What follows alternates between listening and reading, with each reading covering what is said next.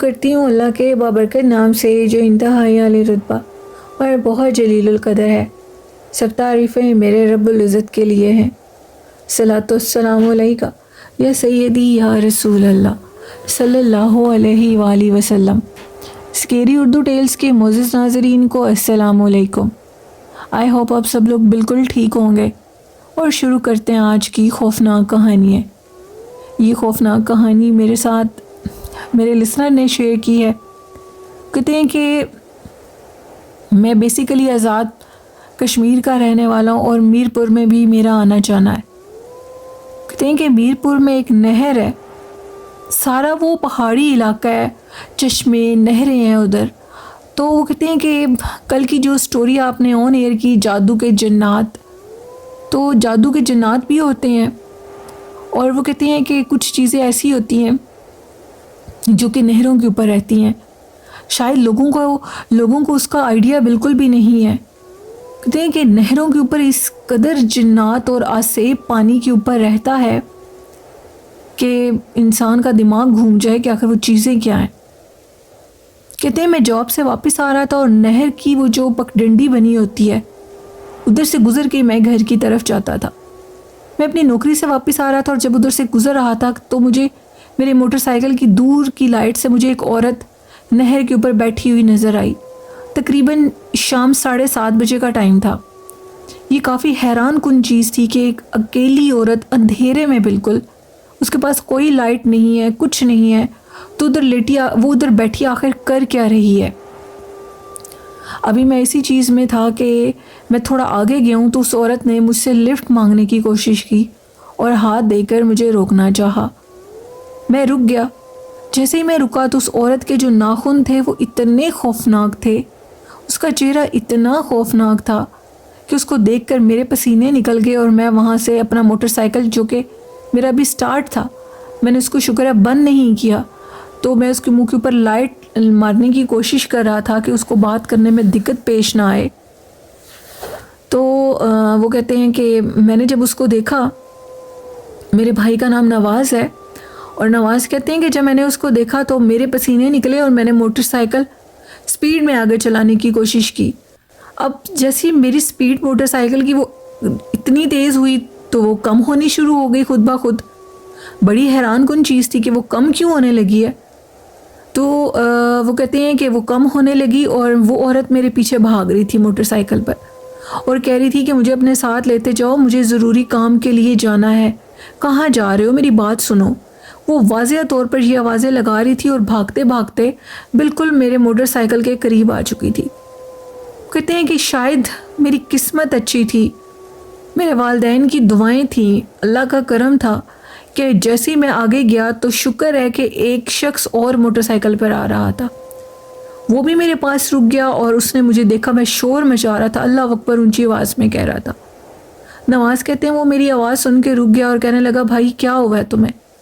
وہ آگے جس راستے پر تھا وہ ایک چھوٹی سی برج بنی ہوئی ہے نہر کے اوپر، جہاں سے گزر کر وہ آگے کی طرف جا رہا تھا، وہ اس راستے کی طرف نہیں آ رہا تھا۔ تو کہتے ہیں کہ میں نے اس کو دیکھا تو اس نے مجھے بھی بلایا، اور میں نے بھی شکر ادا کیا۔ میں نے اس کو سارا واقعہ بتایا۔ یہ سارا واقعہ بتانے کے بعد وہ کہتے ہیں کہ مجھے انہوں نے کہا کہ تمہاری قسمت بہت اچھی ہے کہ تم بچ گئے ہو۔ کہا جاتا ہے کہ اس راستے کے اوپر رات کے ٹائم ایک چڑیل آفت بیٹھی ہوئی ہوتی ہے۔ نواز کہتے ہیں ہمیشہ ہی میں اس راستے سے گزرا ہوں، میں نے آج تک نہیں سنا، میرا گھر اس کچی آبادی سے کافی دور ہے۔ شاید پہلے گرمیوں کا موسم تھا، کیونکہ اس جاب کو مجھے 8-9 ماہ ہی ہوئے تھے کیے ہوئے۔ گرمیوں کے موسم میں دن لمبے ہوتے ہیں اور کافی ایسی جگہوں پر رش ہوتا ہے، تو سردیوں کا موسم تھا، اور وہ چیز میں نے دیکھی کیونکہ سب لوگ سو چکے تھے، سب لوگ اپنے گھروں میں جا چکے تھے، تو اس لیے اس ٹائم ادھر کوئی تھا نہیں۔ اب یہ چیز کافی حیران کن تھی۔ میں نے تو اپنی جان بچا لی، لیکن میں یہ کہتا ہوں کہ جو بھی اس راستے سے گزرتا ہے وہ کبھی بھی ادھر سے نہ گزرے۔ وہ رات کے ٹائم کا منظر، ایک عورت کا بیٹھے ہونا اتنے ویرانے میں، نہر میں اس نے اپنی ٹانگیں اندر پانی کے ڈالی ہوئی تھیں، اور وہ مسلسل کچھ پڑھ رہی تھی، اس کی دور سے مجھے آواز آ رہی تھی، اور روشنی پڑنے پہ لگا کہ وہ ایک عورت ہی بیٹھی ہے۔ یہ چیز بہت زیادہ ڈرا دینے والی تھی، بہت زیادہ۔ تو یہ سٹوری تھی نواز کی، جو کہ انہوں نے میرے ساتھ میرپور سے شیئر کی۔ بہت شکریہ نواز اپنی سٹوری شیئر کرنے کے لیے۔ بڑھتے ہیں آج کی دوسری خوفناک کہانی کی طرف۔ یہ خوفناک کہانی میرے ساتھ عطرت نے شیئر کی ہے کراچی سے۔ عطرت کہتی ہیں میں خوفناک ایک دلچسپ سٹوری آپ کے لسنرز کے لیے لے کر آئی ہوں۔ وہ کہتی ہیں کہ سٹوری کچھ اس طرح ہے کہ پچھلے دنوں میں اپنے بھانجوں کے ساتھ پارک میں گئی ہوئی تھی۔ ہم لوگ پارک میں جھولے لے رہے تھے کہ اچانک جھولے لیتے لیتے میرے ایک بھانجے نے یہ شور مچانا شروع کر دیا کہ سامنے کچھ نظر آ رہا ہے اور اس کی ہائٹ بہت لمبی ہے۔ پہلے تو میں نے اس کی بات جھوٹ سمجھی کیونکہ میں ہی بچوں کو لے کر باہر گئی تھی، لیکن بچے نے پھر جب سیریسلی شور مچانا شروع کیا اور کہا کہ وہ میری طرف آ رہا ہے تو مجھے بہت زیادہ خوف آنے لگا۔ میں ڈر گئی اور میں نے جلدی سے بچوں کو لیا اور میں پارک سے باہر نکل گئی۔ جب میں پارک سے باہر کے راستے کی طرف جا رہی تھی، خاصا بڑا پارک ہے وہ، جب باہر جا رہی تھی میں نے پیچھے سے پلٹ کے دیکھا تو پیچھے ایک لمبے سے قد کا شخص تھا۔ وہ ایسے لگ رہا تھا جسے ہم لوگ ڈراموں میں کوئی ایسی چیز دیکھتے ہیں جیسے کہ وہ خوفناک سی شکلیں بنی ہوتی ہیں۔ اس کا قد انتہائی لمبا تھا اور اس کی شکل انتہائی خوفناک اور پرسرار تھی۔ ٹھیک وہ اسی طرح تھا جیسے ہم فلموں اور ڈراموں میں کوئی خوفناک چیز کو دیکھتے ہیں جن کے ہاتھ پاؤں بہت لمبے ہوتے ہیں۔ یہ چیز دیکھنے کے بعد میں ڈر گئی اور اس ٹائم بالکل مغرب کی اذانیں سٹارٹ ہو چکی تھی۔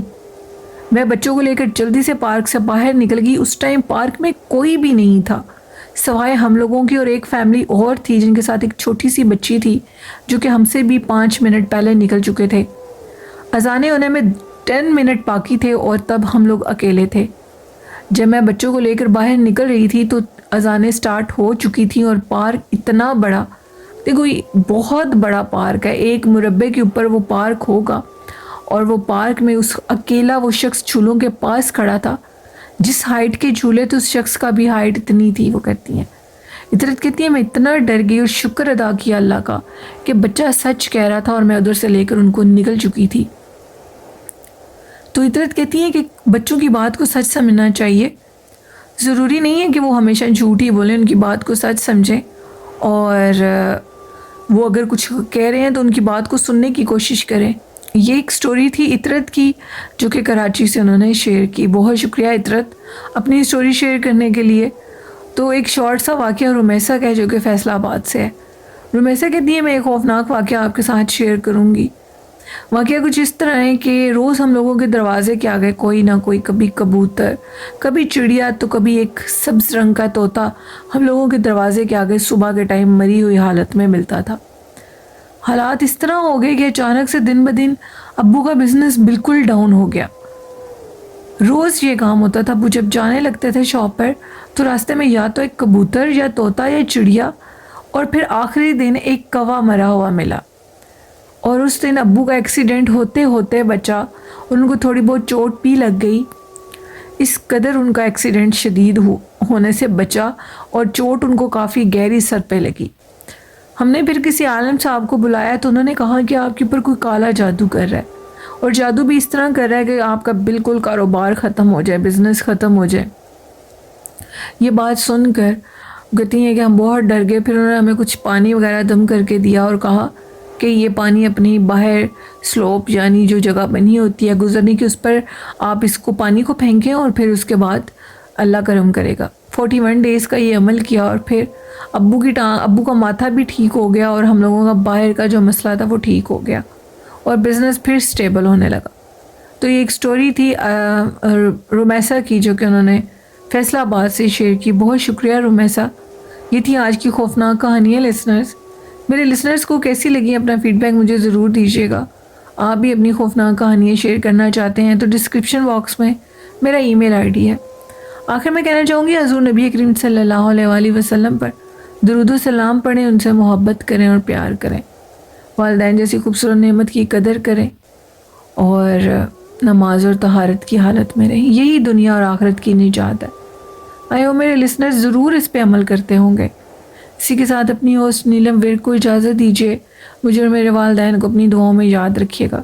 اپنا اور اپنے والدین کا بہت سا خیال رکھیے. اللہ حافظ.